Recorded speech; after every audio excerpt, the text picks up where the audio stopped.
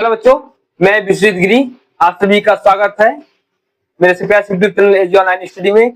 आज के लिए समझते हैं वेंट ऑफ गुणक, वेंट ऑफ फैक्टर क्या होते हैं, जो सबसे ज्यादा यूज होता है क्लास 12 के जो विलियन चैप्टर है वहां पे सबसे अधिक इसका यूज होता है।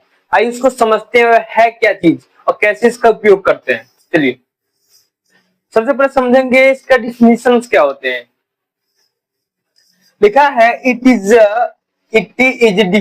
defined as the ratio of actual concentration of particle produced when the substance is dissolved to the concentration of a substance as calculated from its mass। देखिए ये सबसे जो कहना चाह रहे, मैं इसको आसान समझाता हूं।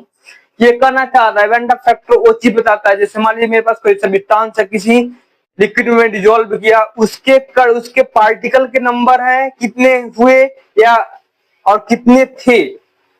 वेंट ऑफ फैक्टर बस यही इसका अनुपात बताता है, रेशियो बताता है किसी सब्सटेंस को डिसॉल्व करने के बाद उसके पार्टिकल के नंबर कितने हुए और पहले कितने थे। इन दोनों के रेशियो क्या कहते हैं, वेंट ऑफ गुणक कहते हैं। इसको बताने के लिए ही क्या आया, वेंट ऑफ गुणक का एक थ्योरी दी गई।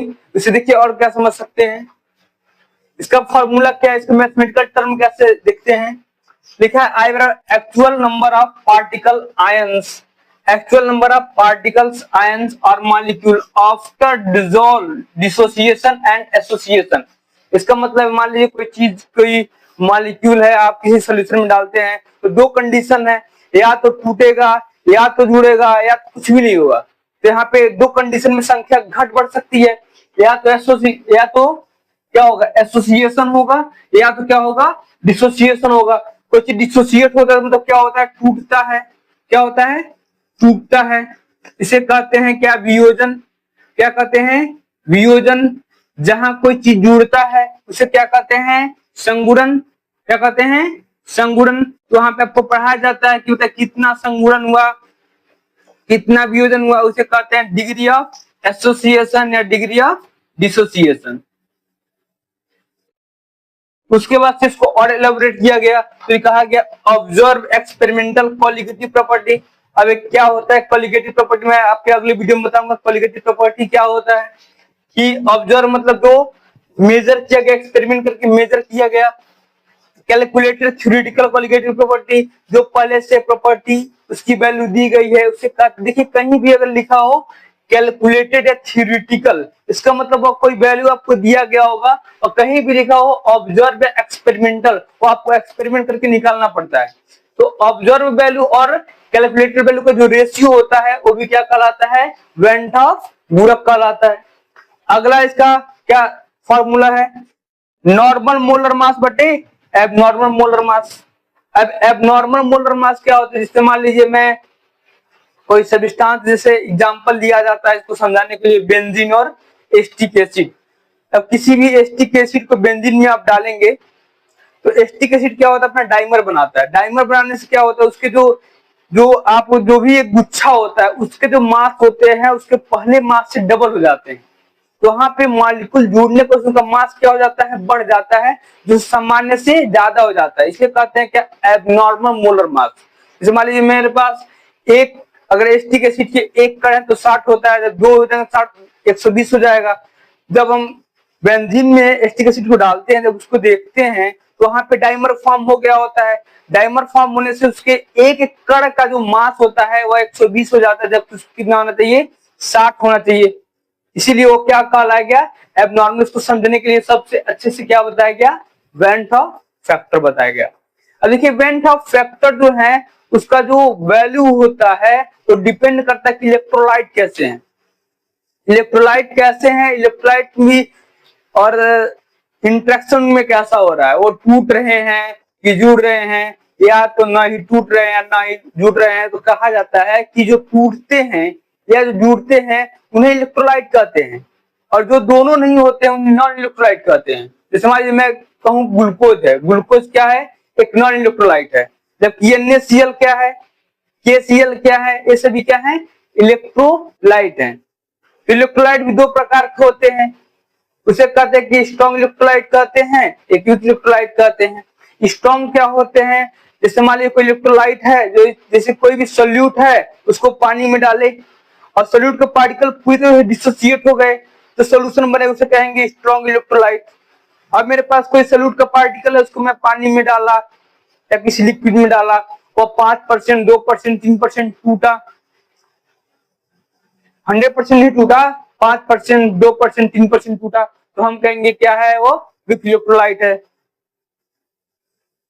तो अब उसके वीक इलेक्ट्रोलाइट है या स्ट्रॉन्ग इलेक्ट्रोलाइट है, उनका डिसोसिएशन कैसे हुआ है, उसके नंबर ऑफ पार्टिकल को अभी आगे देखेंगे।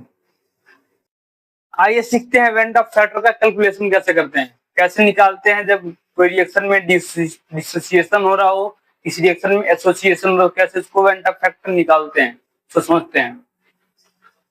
जैसे मान लीजिए मेरे पास एक रिएक्शन दिया हुआ है, ए है, उससे कितने बन रहे हैं, एन बी बन रहे हैं। इसका मतलब मेरे पास ए है, उससे क्या बन रहा है, एन नंबर के बी बन रहे हैं। तो हम कहेंगे बताइए ए से एन बी कैसे बनेगा। कोई चीज मान लीजिए मेरे पास एक मार्कर है, इसका मैं टुकड़ा करना तो क्या करना पड़ेगा, तोड़ना पड़ेगा। इसका मतलब ए से जब एन टाइप बी बन रहे हैं तो वो क्या हुए होंगे, टूटे हुए होंगे। ए टूटेगा तभी तो एन बी बनेगा। कैसे टूटा है, तो मानते हैं let's degree of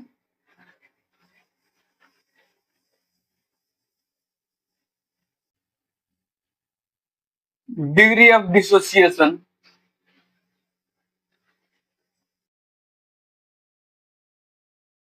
is alpha. क्या मानेंगे, अल्फा मानेंगे, मतलब अल्फा टाइम से टूट रहा है, ठीक है। अब देखिए हम कहेंगे रिएक्शन स्टार्टिंग में एट इनिशियल टाइम में जब रिएक्शन स्टार्ट होने वाला था तो मान लीजिए 1 मोल था, एक कुछ भी नहीं था, मैं कर दूंगा at equilibrium,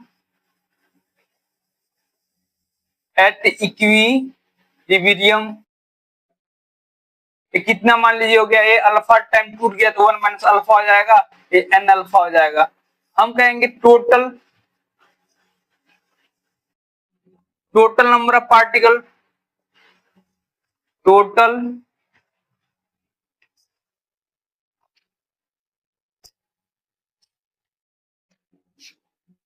number of particle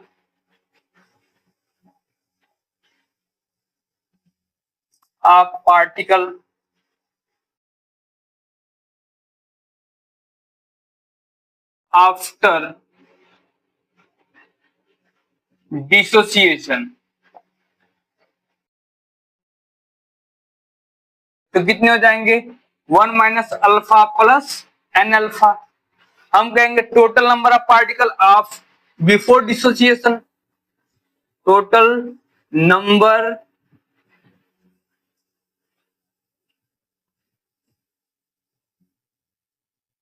of particle before dissociation. तो टूटने से पहले कितने हैं, 1 हैं। और आपको पता है आई वेन डॉफ फैक्टर क्या कहता है, नंबर ऑफ पार्टिकल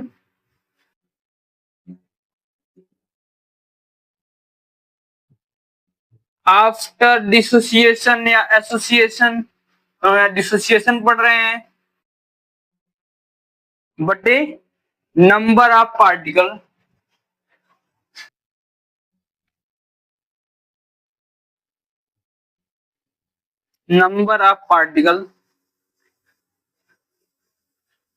बिफोर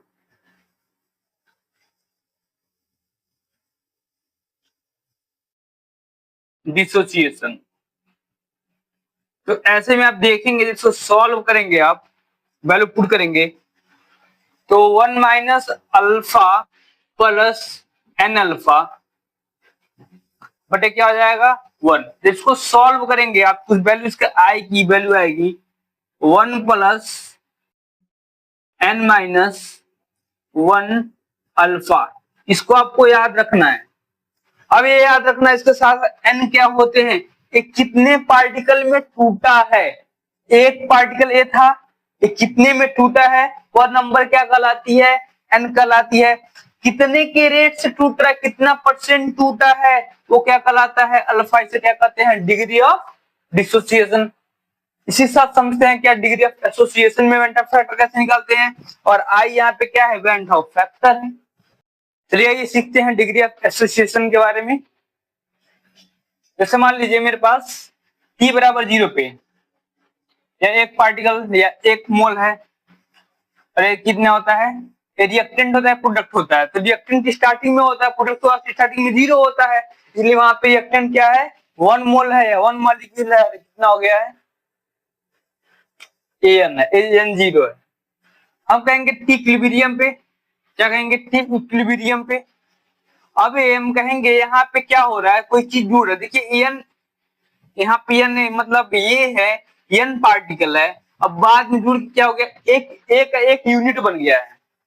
यहाँ पे एन ए है और यहाँ पे एन है, इसका मतलब है एन टुकड़े हैं और यहाँ पे ए है, जो एन मिला के एक यूनिट बन गया है। ये कैसे हुआ होगा, यहाँ पे जुड़ा हुआ होगा ना। हम कहेंगे ये क्या हुआ है, एसोसिएशन हुआ है। तो हम कहेंगे लेट द डिग्री ऑफ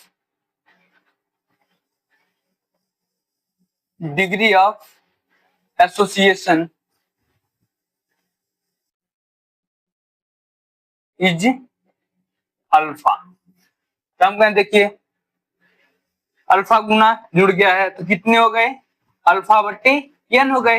हम कहेंगे total number of particle, total number of particle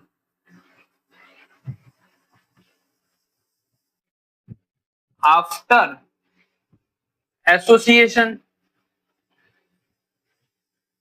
तो कितने हो गए, जोड़ लो सबको, 1 माइनस अल्फा प्लस अल्फा बटे एन। हम कहेंगे इवेंट ऑफ फैक्टर क्या कहता है, इवेंट ऑफ फैक्टर का डिफिनेशन ये है कि कितने पार्टिकल डिसॉल्व होने के बाद हो गए और कितने पार्टिकल पहले थे, दोनों का रेशियो बताना है। हम कहेंगे total number of particle, total number of particle after association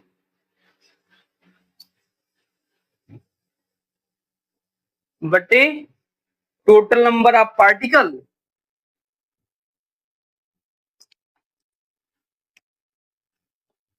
total number of particle before association, before association.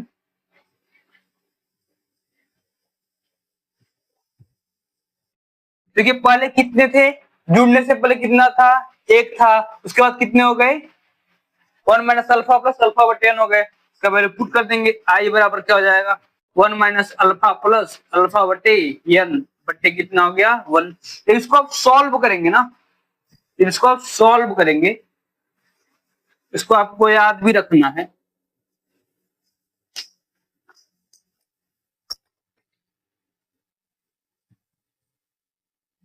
तो आएगा आई बराबर 1 प्लस 1 बटे एन माइनस 1 अल्फा। और देखिए यहाँ के एन में और यहाँ के एन में जमीन आसमान का अंतर है। यहाँ का एन वह एन है जो एक कोई मॉलिक्यूल है वह टूट के कितने टुकड़े हुए हैं, एक मोल में कितना टुकड़ा हुआ वो एन है। और यहाँ पे कितने एन थे, कितने टुकड़े थे, मिलकर वह एक बना है। तो यहाँ पे कितने टुकड़े थे एक बनाने के लिए, यहाँ पे एक से कितने टुकड़े हुए हैं वह एन है। और यहाँ पे अल्फा क्या है, डिग्री डिसोसिएशन है, और यहाँ पे अल्फा क्या है, डिग्री ऑफ एसोसिएशन। ठीक है। और यहाँ पे देखिए जहाँ पे जो आई का वैल्यू है हमेशा क्या आएगा, हमेशा एक से कम आएगा। एसोसिएशन केस में जो आई की वैल्यू होती है हमेशा एक से कम होती है।